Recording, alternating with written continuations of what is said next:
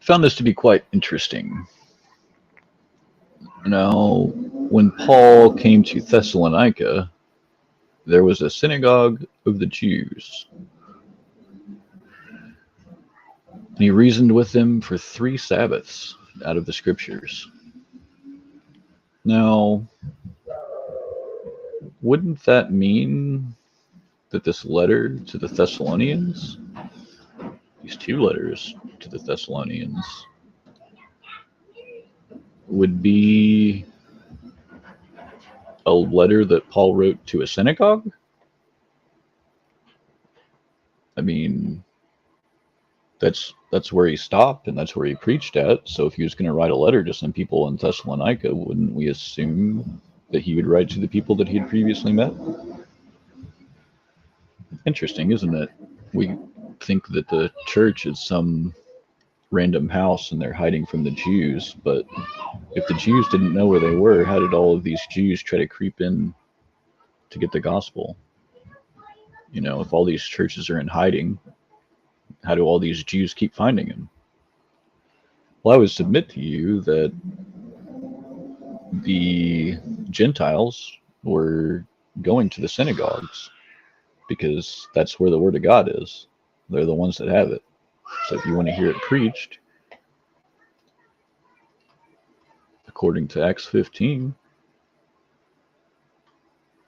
that's all you got to do.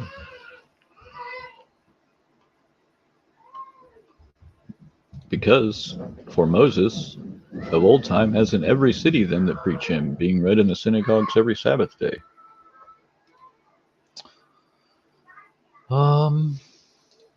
So yeah, Thessalonica. Okay, the Berea. These guys were more noble than those in Thessalonica. They received the word with all readiness of mind and searched the scriptures daily whether those things were so. So these guys were so noble that whenever they heard the words that people were preaching, Paul and Silas, which again, they went to a synagogue of the Jews for a second time. So these Bereans are, well, who knows? They don't necessarily have to be Jewish because look, honorable women which were Greeks and of men. So I'm just going to say that there were definitely some Gentiles at this synagogue. But they searched the scriptures daily. Well, but what scriptures did they have? They only had the New Testament. Have you tested what you think the New Testament says against the scriptures? The Old Testament?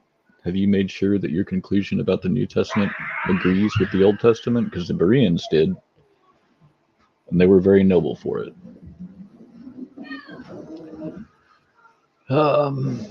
So we go on, and let's see.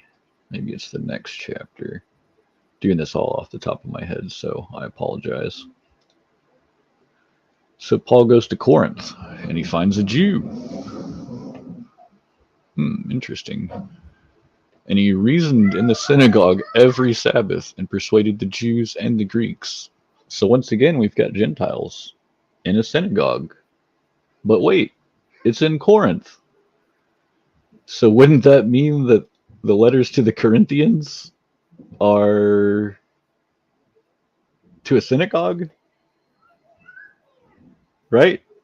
The church in Corinth would be the synagogue in Corinth that Paul went to? Wouldn't that be the assumption? Interesting. Maybe none of these books are for the Gentiles. Maybe they're all for the Jews, huh? Should we just go with the, what do they call that? Replacement theology, dispensationalism. There we go. Yeah, that book's not written to us because it's just for the Jews. It was written to a synagogue, so it must be for Jews, right? Nope, sorry. The Gentiles were there too. Interesting, isn't it? I'm pretty sure. there's another one as well. I think even Ephesus. The Greeks took him, the ruler of the synagogue beat him before the judgment seat. So yeah. He came to Ephesus and left there, but he himself entered into the synagogue and reasoned with the Jews. Uh-oh. Ephesians. The book of Ephesians is also sent to a synagogue. Oh my goodness, not even the Ephesians is for the Gentiles. All right. Let's see. Where else does Paul go? Galatia and Phrygia. Strengthening the disciples. Oh, that's Ephesus. We're back in Ephesus again. I was going to say, that'd be dangerous if even Galatia was written to Jews, right? Wouldn't that be weird if there was a synagogue in Galatia? Would that blow your mind?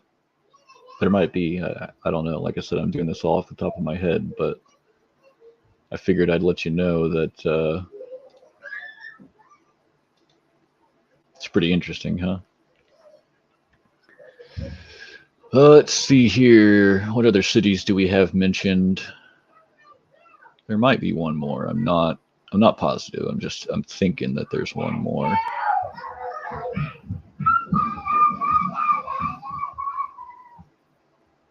But yeah, I just thought it was really interesting that all these people who think that the churches were strictly Christian gatherings were probably mistaken, that it was more like they were at a Jewish synagogue and the Gentiles just happened to be there.